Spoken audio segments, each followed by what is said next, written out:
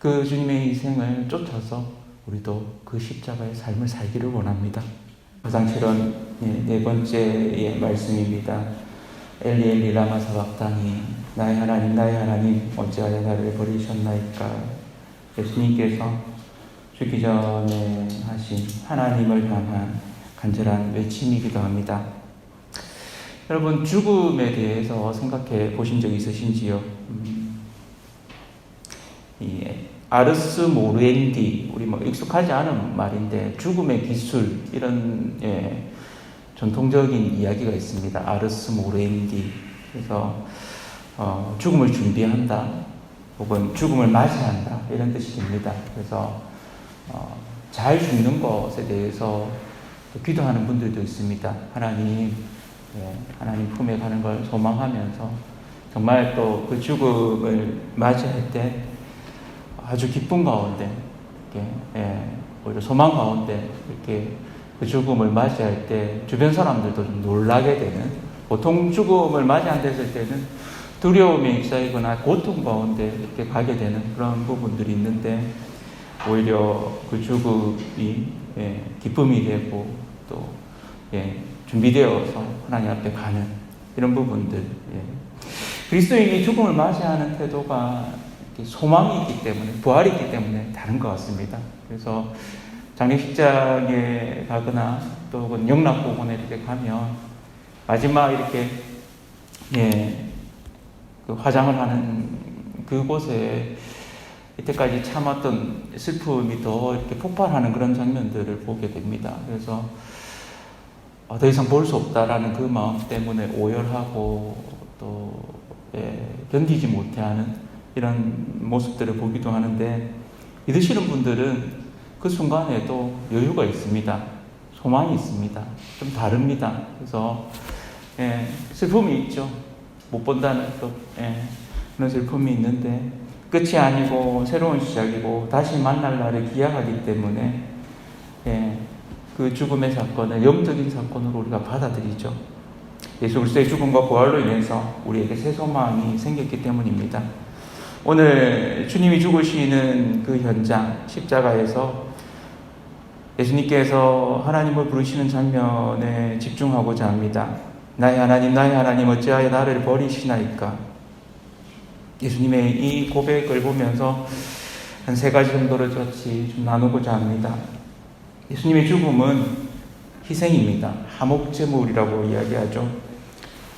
하나님과 인간 간에 틀어진 그 죄로 인해서 막혔던 그것이 회복되는, 다리가 이어지는 어린 양 대신 예수님께서 하나님께 화목제물로 단번에 드려진 사건입니다. 구약의 율법대로 인류의 죄를 대신 지신 것이죠. 그전에는 늘 때때로 양을 잡고 피를 흘려야 되는 그런 제사를 드려야 되는, 만약에 예수님의 십자가가 없었다면 지금 우리도 여전히 그런 제사를 드리고 있었을 것입니다. 우리 대신, 인류를 대신해서 형벌을 대신 받으신 것이죠. 모든 죄를 주님께서 지신 것입니다. 어린 양이 되신 것이죠. 어린 양, 꼭 어린 양이 아니더라도 양이 죽는 모습을 보면 너무 얌전하게 죽어서 깜짝 놀랐습니다. 아니, 죽는 저 순간에 발버둥 치거나 막 도망가려고 하지 않고, 너무 얌전히 이렇게, 중국에 이렇게 딱 갔을 때 선교지에서 양을 잡아주는데, 피가 막 솟구치는데도 양이 이렇게 가만히 있는 그 모습이, 예수님이 저렇게 죽으셨단 말인가 하는 느낌이 정도로 그대로 받아들이는. 구약에는 아사셀의 염소라는 대속죄일이 되면, 이 아사셀의 염소라고 해서 염소 한 마리를 광야로 내보냅니다. 레위기 16장 10절에 보면 아사셀을 위하여 제비 뽑은 염소는 산채로 여호와 앞에 두었다가 그것으로 속죄하고 아사셀을 위하여 광야로 보낼지니라 라는 뜻이 있는데, 이 말씀에는 아사셀이 없애다, 제거하다, 사라지다, 이런 뜻을 가지고 있습니다. 그래서 그 염소는 맹수에게 이렇게 광야에 있다가 잡아먹히게 된다고 합니다. 예수님의 삶이 아사셀의 염소입니다. 사역 초기부터 광야로 보내져서 시험을 당하셨고 이제는 죽음의 권세 아래 희생당하는 모습을 보게 됩니다. 한편으로는 사탄에게 넘겨진 바 되는 것이죠. 그래서 이 순간에는 사탄이 쾌재를 불렀겠죠. 드디어 내가 이기는구나 라고 생각했겠죠. 그 죽음은 희생입니다. 대신 죽으신 거죠. 예수님의 잘못이 있어서가 아니라 인류의 죄를 대신해서 죽으실 수밖에 없는, 공격당할 수밖에 없는 그 죽음 앞에 주님이 하나님께 외칩니다. 나의 하나님, 나의 하나님, 어찌하여 나를 버리시나이까? 그 외침에는 그 희생을 받아들이는 그런 마음이 있습니다.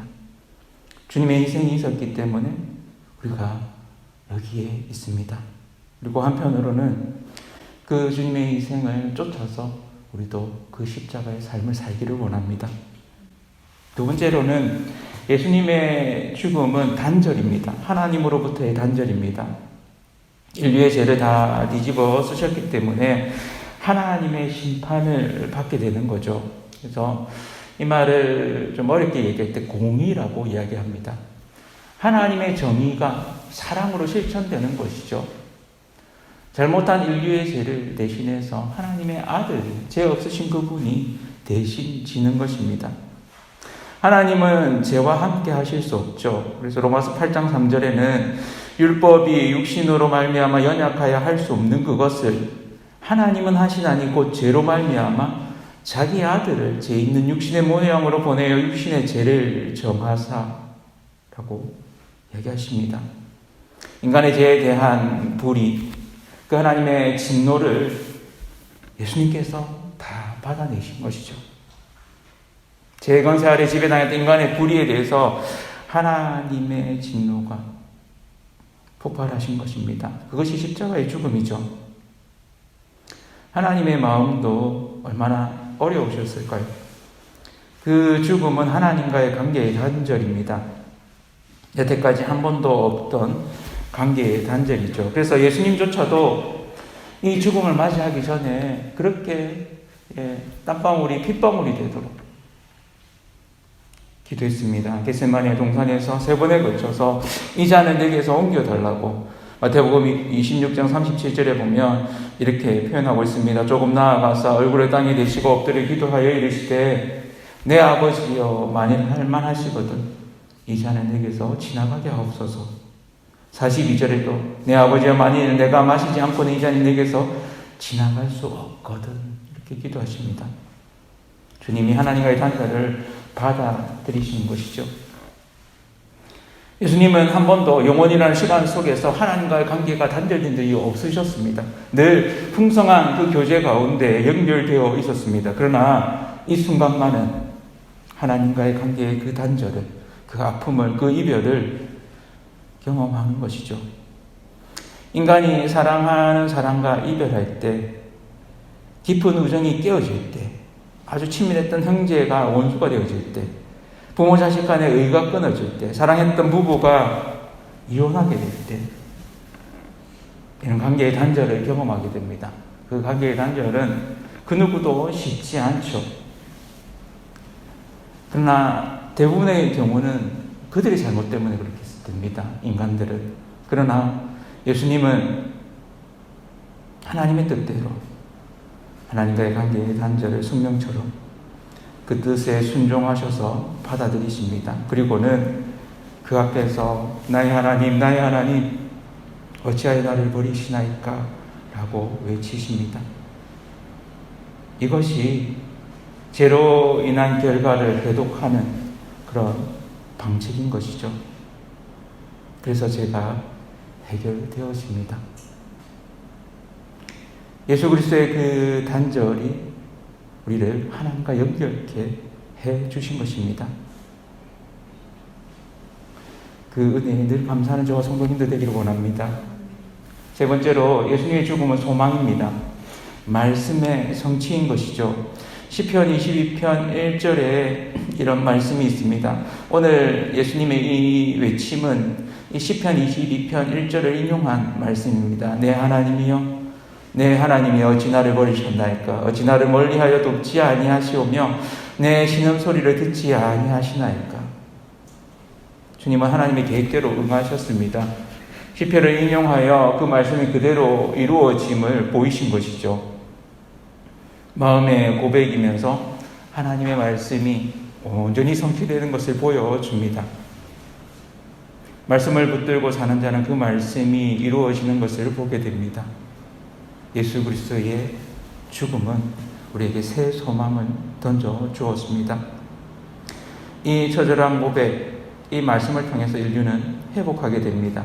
하나님과의 어그러진 관계가 바로잡히게 되고 끊어진 다리가 다시 놓이게 되었습니다. 하나님 앞에 나아갈 수 없던 인간이 그 누구의 도움도 그 어떤 피도 필요 없이 이제는 하나님 앞에 담대하게 나아갈 수 있게 되었습니다. 저와 성도님들이 예수님이 이루신 이 말씀 또한 성취해가는 그 소망으로 충만하시기를 빕니다. 예수님의 죽으심을 통해서 인류는 죄의 씻음을 받아들이게 되었습니다. 그 모든 죄를, 그 모든 잘못을 예수님이 다 지시고 새 소망의 길을 여셨습니다. 그리고 인류에게 새로운 삶이라는 부활을 주셨습니다. 주님의 희생이 있습니다. 그 희생, 그 십자가의 삶이 우리 삶 가운데도 이어집니다. 최근에 읽은 한 글에서 이런 말이 있더라고요. 예수님의 십자가가 부족해서 우리 몸에 채우는 것이 아니다.